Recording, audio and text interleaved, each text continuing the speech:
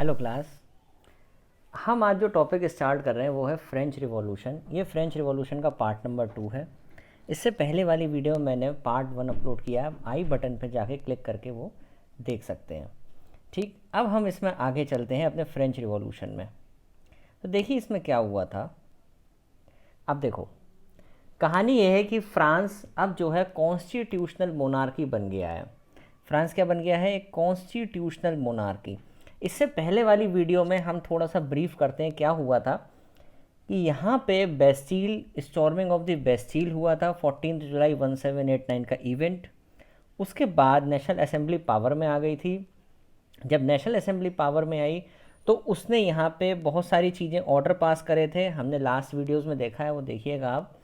तो 4 अगस्त 1789 को national assembly ने बहुत सारे ऑर्डर्स पास करे, जिसमें तिथे फिनिश कर दिया, बहुत सारे टैक्सेस हटा दिए, और finally national assembly complete drafting of the constitution in 1791।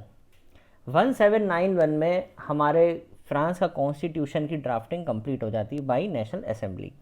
Powers are now separated and assign to different institution, legislature, executive and judiciary. इस तरीके से पावर्स को डिवाइड किया गया। तो हमें यहाँ पे क्या याद रखना है कि नेशनल असेंबली ने कॉन्स्टिट्यूशनल मोनार्की बनाई थी। किस ईयर में बनाई थी? 1791 में बनाई थी। ये याद रखना है, कब बनाई थी? 1791 में बनाई थी। The constitution began with the declaration of rights of man and citizen. अब इस लाइन में आपको क्या चीज़ लग रही है? राइट्स ऑफ मैन, ये थोड़ी गलत बात थी वुमेन्स के लिए। यहाँ पे सिर्फ बोला गया है कि सिर्फ और सिर्फ मेंस के लिए बात करी जा रही है, वुमेन की यहाँ कोई बात नहीं हो रही है। तो इसमें हम क्या देख रहे हैं कि हम कहाँ से किधर की तरफ आए हैं? हम आए हैं एब्सोल्यूट मोनार्की से। हम मूव करे हैं एब्सोल्यूट मोनार्की से कॉन्स्टिट्यूशनल मोनार्की की तरफ। हम जो मूव करें हैं एब्सोल्यूट मोनार्की से कॉन्स्टिट्यूशनल मोनार्की की तरफ हम मूव करें हैं। ठीक, और इसको जो ये जो चार्टर था इसको पेंट किया था ली बार्बियर ने। ये 1 मार्क क्वेश्चन है। ली बार्बियर ने पेंट किया था declaration of rights of man and citizen इन 1790। ठीक, इस डिक्लेरेशन में क्या दे रखा था? ये एक चार्टर था, इसमें 14 या 15 पॉइंट्स दिए हुए थे। ये चार्टर ये बता रहा था कि जो अब कॉन्स्टिट्यूशन बनेगा वो इन चार्टर्स के बेस पे बनेगा। इसीलिए ये देखो, यहाँ पे rights of man and citizen आए हैं 1790 में, और ड्राफ्टिंग कंप्लीट हुई है 1791 में। और इसमें सिर्फ और सिर्फ किसकी बात करी जा रही है? Declaration of the rights of man and citizen. और उस समय बहुत सारे लोग पढ़े लिखे नहीं थे। Many of the people at that time could not read and write, so he use many symbols to convey the content of declaration of rights. तो यहाँ बहुत सारे सिम्बल्स का भी यूज़ किया गया है, जिससे कि लोगों को पता पड़े कि भाई क्या है, हमारे लिए क्या अधिकार दिए जा रहे हैं। उसमें बहुत सारे सिम्बल्स यूज़ करे गए थे। तो यहाँ क्या याद रखना है कि फ्रांस क्या बना है? Constitutional monarchy. कॉन्स्टिट्यूशनल मोनार्की कब बना है? 1791 में। फ्रांस कॉन्स्टिट्यूशनल मोनार्की कब बना है? 1791 में। पावर्स डिवाइड हुई है लेजिस्लेचर, एग्जीक्यूटिव एंड जुडिशरी में। किसने पेंट किया था declaration of rights of man and citizen? किसने पेंट किया था? ली बार्बियर ने। ये याद रखना, किसने पेंट किया था? ली बार्बियर ने। और उसी डिक्लेरेशन के बेसिस पे फाइनली कॉन्स्टिट्यूशन बना था इन द ईयर 1791 में। तो हमने क्या देखा कि हम कहाँ से कहाँ मूव करे हैं?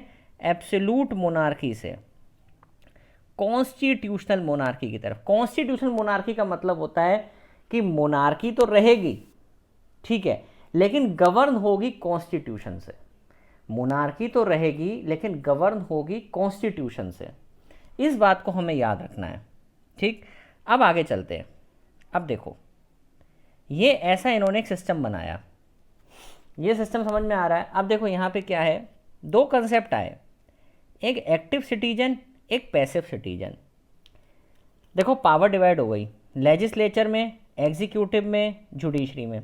अब ये याद करके बताओ कि कौन से थिंकर ने ये पावर्स का डिवीज़न बताया था। कमेंट सेक्शन में लिखना कि कौन से थिंकर ने ये डिवीज़न बताया था, लेजिस्लेचर, एग्जीक्यूटिव एंड जुडिशरी, जब हमने कॉजेज डिस्कस किए थे इससे पहली वाली वीडियो में। अब देखो, एक्टिव सिटीजन, भैया एक्टिव सिटीजन कौन है? सिर्फ मैन की बात हो रही है भैया, ये ध्यान रखना, मैन की बात हो रही है सिर्फ। Man above 25 years of age who pay taxes equal to 3 day labour wages, जिनके जो टैक्सेस बहुत ज़्यादा देते हैं वो बेसिकली एक्टिव सिटीजन है, और वो भी मैन है।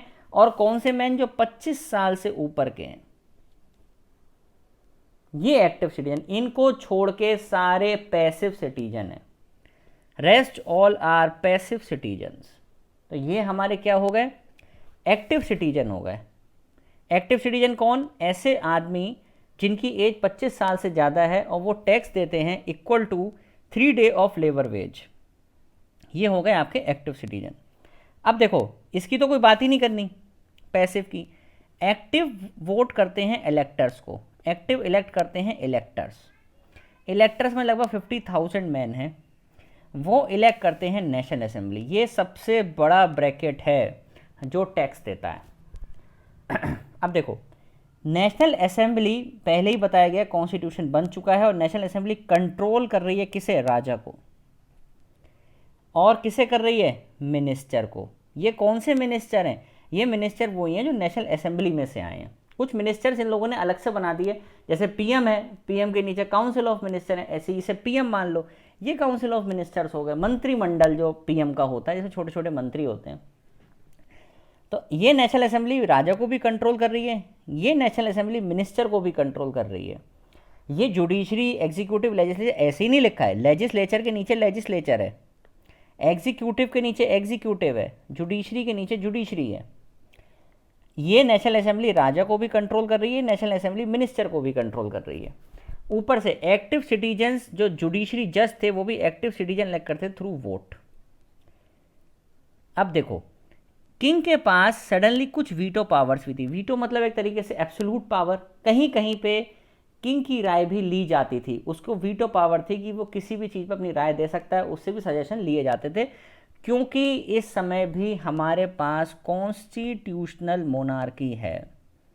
कॉन्स्टिट्यूशनल मोनार्की में फिर रिपीट कर रहा हूँ, इसका मतलब ये होता है कि भैया जो राजा है ना, राजा गवर्न होगा बाय द कॉन्स्टिट्यूशन। ये हमें याद रखना है कि राजा जो गवर्न होगा वो किससे होगा? कॉन्स्टिट्यूशन से होगा।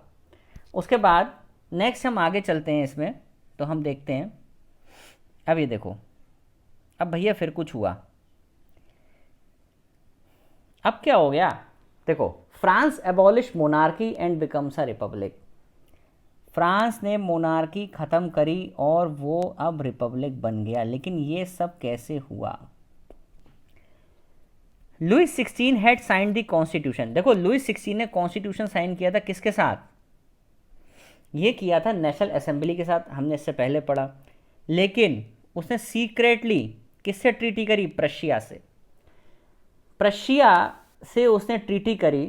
प्रशिया का एक लीडर भी था, ओटो वन बिस्मार्क, को हम लोग 10th में पढ़ेंगे जब जर्मनी का यूनिफिकेशन पढ़ेंगे। तो यहाँ लुइस 16 ने ट्रीटी करी किसके साथ? प्रशिया के साथ करी कि भैया देखो ऐसा है, यहाँ पे नेशनल असेंबली आ गई है, अब हम दोनों मिल जाते हैं और इस नेशनल असेंबली को ख़त्म कर देते हैं। बहुत अच्छी बात है। लेकिन ऐसा नहीं कि प्रशिया के साथ, उसने ऑस्ट्रिया के साथ भी ट्रीटी करी, प्रशिया के साथ भी ट्रीटी करी। क्यों करी है? क्योंकि भाई देखो, यहाँ पे भी मोनार्की है, यहाँ पे भी आपकी मोनार्की है, यहाँ पे भी मोनार्की। तो इन लोगों को भी ये डर लग रहा था कि अगर फ्रांस में ऐसा हुआ तो प्रशिया में भी ऐसे ही होगा, ऑस्ट्रिया में भी ऐसे ही होगा। तो क्यों ना हम इस नेशनल असेंबली को ही ख़त्म कर दें, इस नेशनल असेंबली को ख़त्म कर दो, वो ज़्यादा अच्छा है। People saw this as a war of the people against king and aristocracies all over Europe. अब यहाँ क्या हुआ? नेशनल असेंबली ने वॉर डिक्लेयर कर दिया अगेंस्ट प्रशिया एंड ऑस्ट्रिया। बहुत सारे वॉलंटियर्स ने ये वॉर ज्वाइन किया, join the army. Among the patriotic song, they sung the Lee Marseillaise, composed by Roger D. Islay. ये किसने कंपोज किया था? रॉजर डी आइजले। ठीक है,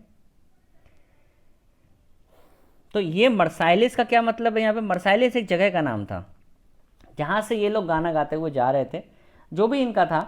तो उसमें ये वॉलंटियर्स कौन थे? नेशनल असेंबली के लोग थे। किसके अगेंस्ट में थे? प्रशिया के अगेंस्ट में थे, लुइस 16 के अगेंस्ट में थे, ऑस्ट्रिया के अगेंस्ट में थे। और मर्साइलेस हमारा नेशनल एंथम है फ्रांस का। ये मैंने कुछ इंपॉर्टेंट पॉइंट्स ना पहले वाली वीडियो में पहले 2 पेजेस में बताए कि ये इंपॉर्टेंट पॉइंट्स हमें याद रखने हैं। और एक नंबर का क्वेश्चन ये भी कि मार्सेलो किसने कंपोज किया था, तो रॉजर डी आइजले। इसने फ्रांस के ये नेशनल एंथम ली मार्सेलिस को कंपोज किया था। मार्सेलिस कौन है, मार्सेलिस वहाँ पे एक जगह का नाम है, और उसी जगह से वो वॉलंटियर्स गाना गाते हुए जा रहे थे, किसको हराने के लिए, लुइस 16 प्रशिया और ऑस्ट्रिया को हराने के लिए। फाइनली वो हमारा क्या बन गया, मतलब फ्रांस का क्या बन गया, नेशनल एंथम बन गया। अब देखो यहाँ पे क्या हुआ, अब आगे बढ़ते हैं और देखते हैं।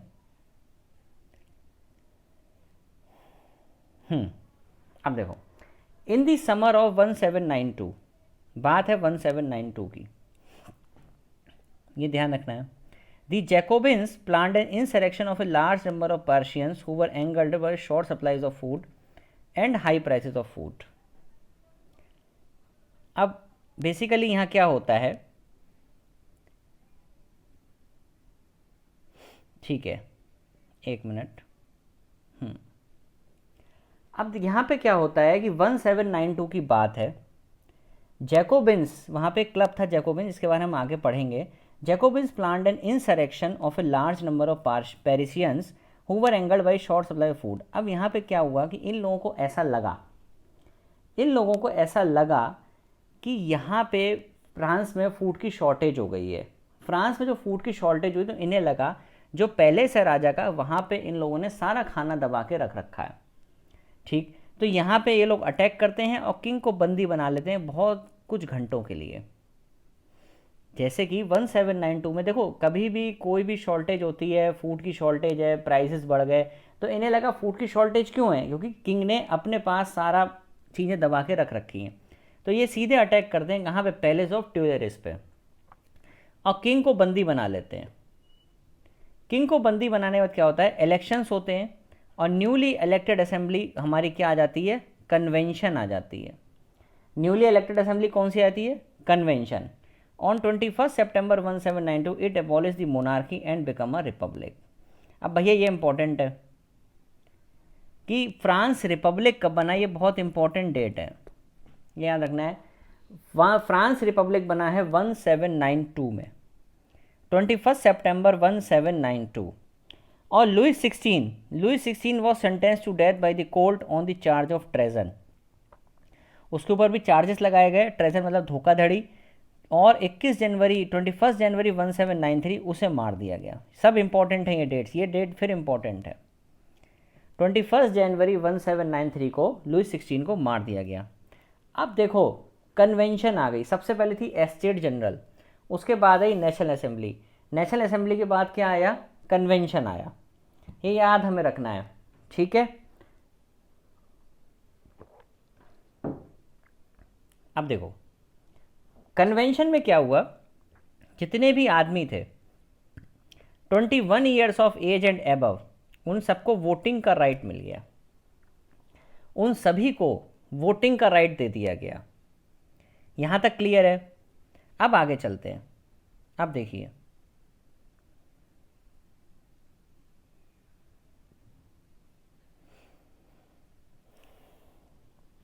अब यहाँ पे क्या हुआ, जैसे अभी हमने पिछली वाली स्लाइड में देखा था कि बहुत सारे वॉर हो रहे थे, और जब कहीं पे भी वॉर होता है तो लॉस होते हैं, इकोनॉमिक डिफ़िकल्टीज़ होती हैं टू द पीपल। अब वहाँ पे एक नया कंसेप्ट आ रहा था, पॉलिटिकल क्लब्स।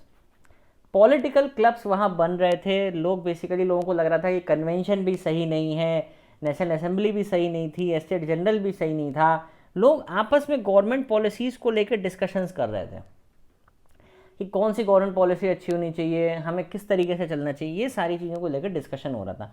इनमें सबसे फेमस क्लब जो था वो था जैकोबिन्स, और इस जैकोबिन्स का जो लीडर था वो था रॉबस्पियरी। वो आगे आएगा, मैं यही लिख देता हूँ, उसका नाम था रॉबस्पियरी, मैक्सिमिलियन रॉबस्पियरी। जैकोबिन्स का जो नाम आया था वो आया था, get its name from the convent of Saint Jacob in Paris. Basically एक रिलीजियस बिल्डिंग होती है कॉन्वेंट, जहाँ से उसे नाम मिला।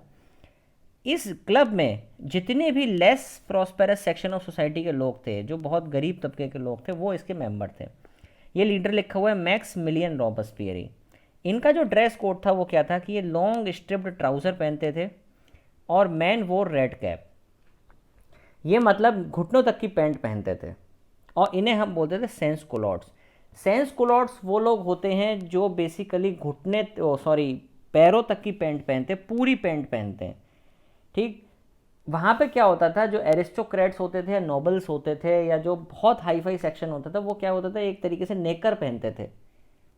लेकिन जो पूरे थे, जो मतलब ये लेस प्रॉस्पेरस सेक्शन था, ये कंप्लीट पूरी पैंट पहनता था और ये बताता था कि हम लोग अभी भी इस कंडीशन में रह रहे हैं। वहाँ का जो आदमी थे वो क्या पहनते थे, रेड कैप पहनते थे, ठीक है। यहाँ पे आ गया, दे वर नोन एज सेंस कुलॉट्स। ये हमें याद रखना है कि उन्हें क्या बोलते हैं हम, सेंस कुलॉट्स बोलते हैं, मतलब दोज विदाउट नी ब्रीचेस।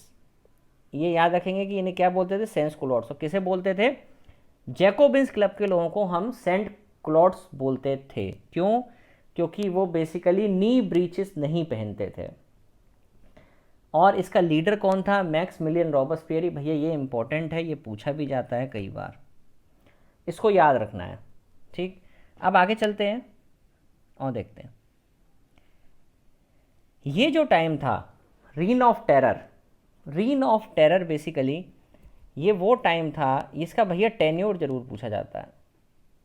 ये रीन ऑफ टेरर जो टाइम था ना, ये था आपका रॉबस्पियरी के टाइम का। ये मैंने लिखा भी यहाँ पे, इसका हेड रॉबस्पियरी था। इस रीन ऑफ टेरर का जो हेड था वो रॉबस्पियरी था। रॉबस्पियरी ने बेसिकली इसमें क्या किया, एक डर का माहौल बनाया। किसके अगेंस्ट में, जो भी रॉबस्पियरी की पॉलिसी के खिलाफ, चाहे वो उसकी अपना ही मेंबर क्यों ना हो। अगर वो उसका अपना मेंबर है ना, अगर उसकी पार्टी का, तो भी उसे वो गिलोटीन करा देता था। गिलोटीन का मतलब सर कटवा देना, ठीक है। ज़्यादा डिटेल में नहीं पढ़ना है कि गिलोटीन मशीन है क्या है, वो नहीं, बस सर काट देता था गिलोटीन। गिलोटीन इन जुलाई 1794 रॉबस्पियरी मारे गए। लेकिन रीन ऑफ टेरर में उसने क्या क्या किया देखो, instead of sir and madam, देखो सबसे पहले हमें ये वाली पॉलिसी पढ़नी है,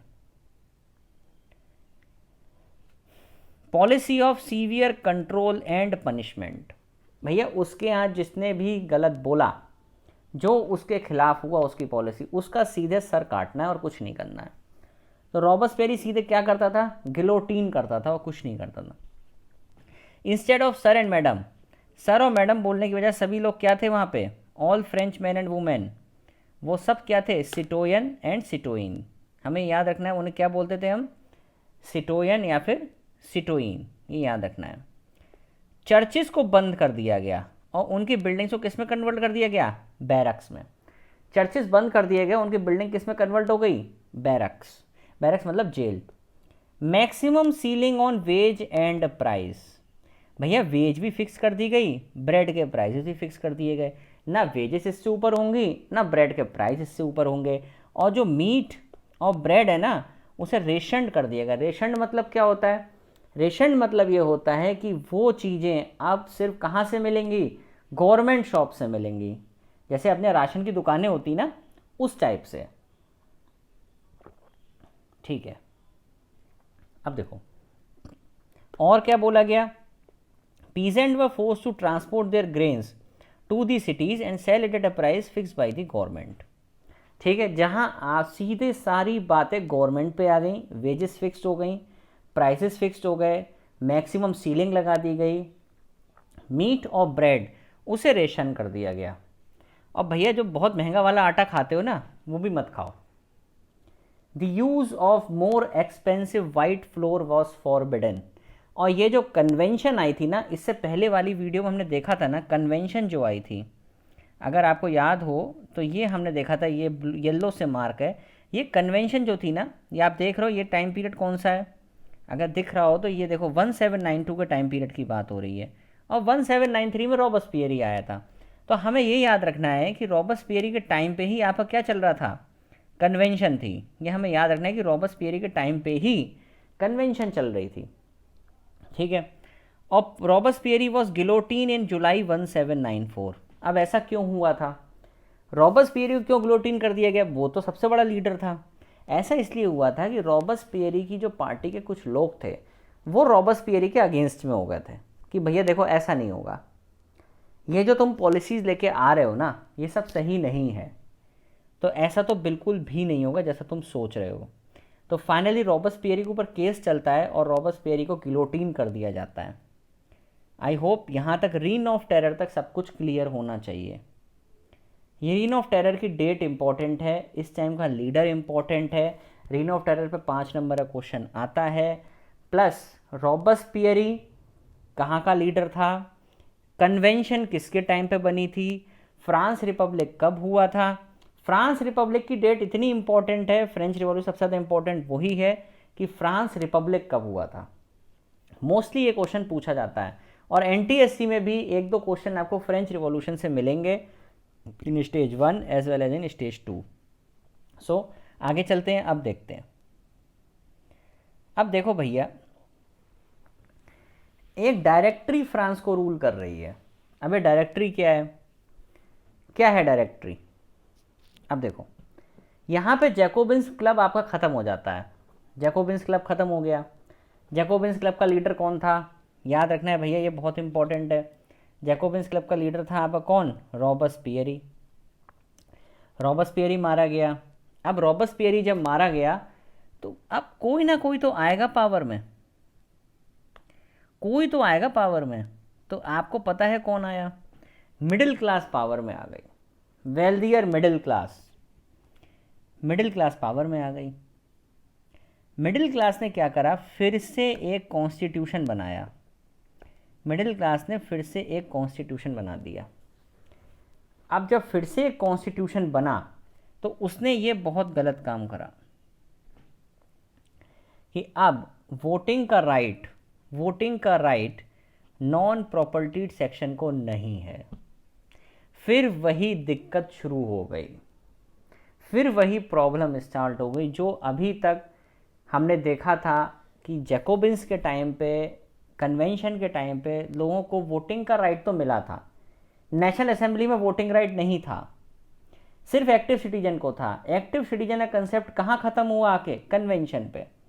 लेकिन फिर से एक तरीके से हमारे लिए दिक्कत हो गई। अब यहाँ पे नॉन प्रॉपर्टीड सेक्शन वोट नहीं कर सकता, ये दिक्कत थी।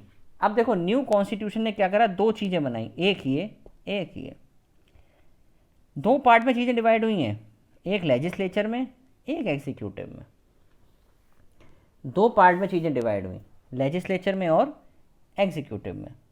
लेजिस्लेचर मतलब क्या होता है, जो कानून बनाता है, हम सभी जानते हैं वैसे तो। अब देखो जो लेजिस्लेचर में हुआ उसे हम क्या बोलते हैं, इलेक्टेड लेजिस्लेटिव काउंसिल। तो इन्होंने 2 चीज़ें बनाई, एक तो बनाई elected legislative council.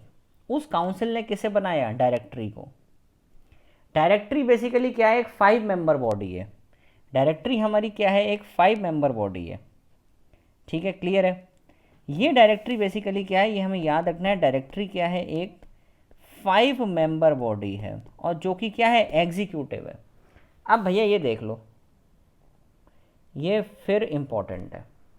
Conflict between directors, मतलब एक तो यहाँ कॉन्फ्लिक्ट रहता था, एंड लेजिस्लेटिव काउंसिल, एक यहाँ कॉन्फ्लिक्ट रहता था। अब इन दोनों के बीच में जो कॉन्फ्लिक्ट रहता था उससे हमारी पॉलिटिकल इनस्टेबिलिटी शुरू हो गई। जब पॉलिटिकल इनस्टेबिलिटी शुरू हुई तो उसी से हमारा किसका राइज हुआ, नेपोलियन का राइज हुआ। नेपोलियन आ गया था, ये याद रखना है, 1804 में। ये सभी को याद रखना है, नेपोलियन आया था 1804 में और हारा कब था, 1815 में। 1815 में कौन सी बैटल थी वो, बैटल ऑफ वाटरलू। ठीक, ये हमें याद रखना है, ये हम 10th का टॉपिक है बेसिकली, नेशनलिज्म इन यूरोप, उसमें ये सारी चीज़ें आएंगी आपकी। तो यहाँ हमने क्या देखा कि नेपोलियन आ जाता है। क्यों आ जाता है, क्योंकि डायरेक्टरी और लेजिस्लेटिव काउंसिल के बीच में हमेशा कॉन्फ्लिक्ट रहते थे, जिससे पॉलिटिकल इनस्टेबिलिटी बनी रहती थी। और उससे हमारा कौन आता है, फाइनली नेपोलियन आता है। किस ईयर में आता है, याद रखना है, 1804 में। और कब हारता है, इन द ईयर 1815। ये मैंने एक ऐसी बनाया है जिससे कि तुम लोगों को याद रहे कि सबसे पहले जब हमने चैप्टर पढ़ा था तो हमारे पास था एस्टेट जनरल। भैया याद रखना, मैंने बहुत वैसे बनाया है ऑर्डर जिससे कि तुम लोगों को याद रहे, समरी वाइज दिक्कत ना हो। एस्टेट जनरल था सबसे पहले। उसके बाद क्या आई, नेशनल असेंबली, ठीक, लगभग 1789 के आसपास आ गई थी। और 1791 में इसने फ्रांस को क्या बनाई थी, फ्रांस को बना दिया था कॉन्स्टिट्यूशनल मोनार्की, ठीक है।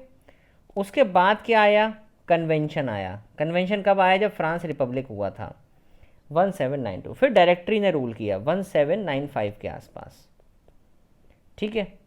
तो ये हमें ऑर्डर याद रखना है बेसिकली, ये ऑर्डर याद रखना ज़रूरी है।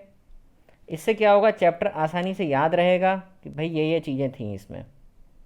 क्लियर है ये पूरा एक ऑर्डर है जिससे हमें पता चल रहा है कि भाई देखो क्या क्या चीज़ें हुई थी फ्रांस में, कौन कौन कब कब आया था। सबसे पहले आया था आपका एस्टेट जनरल, इसको याद रखो, एस्टेट जनरल। एस्टेट जनरल के बाद आई आपकी नेशनल असेंबली, इसे ध्यान रखना है। नेशनल असेंबली के बाद आया आपका कन्वेंशन, और ये कन्वेंशन के टाइम पे ही याद रखना कि भैया इसी टाइम पे रॉबस्पियर ही था और इसी टाइम पे ही जैकोबिन्स क्लब थे। ये सब तुम्हें याद रखना है कि इसी टाइम पे थोड़ी राइटिंग ख़राब हो गई, इसी टाइम पे रॉबस्पियर ही था, इसी टाइम पे जैकोबिन्स क्लब थे। और फिर डायरेक्टरी ने रूल किया, और डायरेक्टरी के रूल ख़त्म होते ही कौन आ गया लैम्पलाइट में, नेपोलियन बोनापार्टे। ये हमको याद रखना है, ठीक। ये ऑर्डर याद रखना, estate general, national assembly, convention, directory rule, ठीक। आगे चलते हैं अब और देखते हैं। देखो भाई ये एक इम्पॉर्टेंट है थोड़ा सा, कि क्या वुमेन्स को, क्या वुमेन को रिवॉल्यूशन में वुमेन्स ने पार्टिसिपेट किया था, क्या वुमेन रिवॉल्यूशन में पार्टिसिपेट कर रही थी, तो यस वो कर रही थी। Women as an active participant, women active participant थी। जब याद होगा टेनिस कोर्ट ओथ हुई थी, या ये सब लोग हुए थे, या वॉर हुआ था, तो उस समय ये वुमेन भी एक्टिव पार्टिसिपेंट थी। हालांकि ये वॉर में नहीं गई, लेकिन ये अलग काम कर रही थी अपने घर में रह के, और घर वालों की देखभाल कर रही थी। लेकिन धीरे धीरे women work for a living. Third estate की औरतें बेसिकली वेजेस उनकी बहुत कम थी, उन्हें एजुकेशन का कोई एक्सेस नहीं था, वो अपनी फैमिली को देखती थी। बट हाँ वो एक्टिव पार्टिसिपेंट ऐसे यहाँ पे एक्टिव पार्टिसिपेंट थी कि जब आदमी लोग बाहर जाते थे लड़ने के लिए तो वो पीछे से घर की देखभाल करती थी, ठीक। यहाँ तक समझ में आया। In order to discuss and voice their interest, अब वुमेन ने क्या करा, अपने पॉलिटिकल क्लब्स स्टार्ट कर दिए। और अगर रॉबस्पियर के टाइम की बात याद हो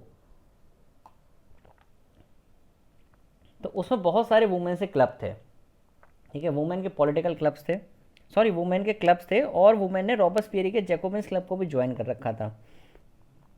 अबाउट 60 वुमेन के club came in different cities, women clubs बनने लगे।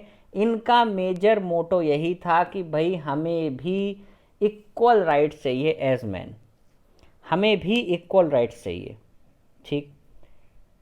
फिर सबसे इम्पोर्टेंट क्लब जो लैम्पलाइट में आया वो था society of revolutionary and Republican women. ये एक क्लब था जिसने सबसे ज़्यादा काम किया वुमेन के लिए एज ए एक्टिव पार्टिसिपेंट। उसके बाद changes brought by revolutionary government. Revolutionary government ने क्या क्या चेंजेस करे। ये रिवॉल्यूशनरी गवर्नमेंट कौन सी गवर्नमेंट आ गई भाई बीच में, जो हमें अभी तक नहीं पता थी ना हमने अभी पढ़ी।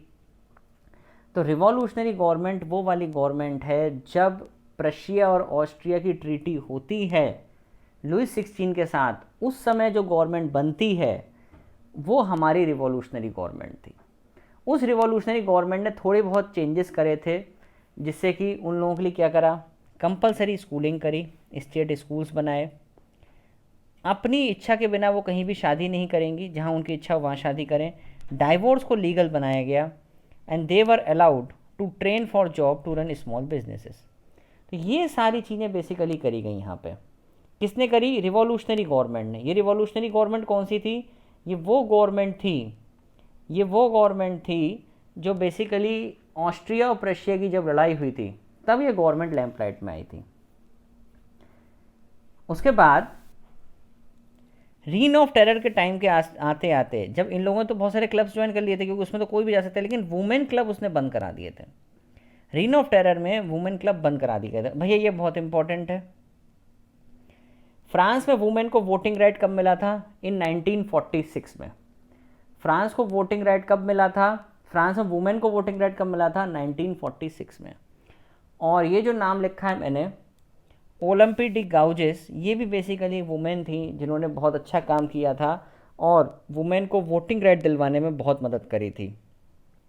ये चैप्टर आपका इससे पहले ही फिनिश हो चुका था। अब ये हिस्ट्री का फ्रेंच रिवॉल्यूशन कंप्लीट हो गया है। ठीक, अगर चैनल अच्छा लगा हो, वीडियो अच्छी लगी हो तो लाइक करना, शेयर करना सबके साथ, जिससे कि सब लोग फ्रेंच रिवॉल्यूशन अच्छे से पढ़ सकें। ठीक है, लाइक करें, सब्सक्राइब करें एंड शेयर करें। ठीक है, ओके, थैंक यू क्लास।